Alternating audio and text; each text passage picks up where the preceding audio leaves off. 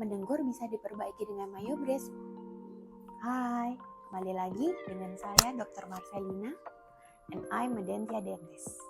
Seperti yang sudah dibahas di video-video sebelumnya, mayobres merupakan alat yang dapat memperbaiki kondisi gigi yang tidak baik pada anak-anak. Berikut merupakan tanda-tanda gigi yang membutuhkan perawatan mayobres. Yang pertama, mendengkur dan bernafas dengan suara yang cukup keras. Kedua, bernafas melalui mulut. Ketiga, mulut terbuka pada saat tidur. Dan yang keempat, gigi tidak rata atau crowding. Hal ini dapat diperbaiki sedari kecil untuk menghindari kondisi yang lebih buruk akibat kebiasaan buruk yang dialami. Jangan biarkan kebiasaan buruk mempengaruhi bentuk wajahmu. See you, smellers!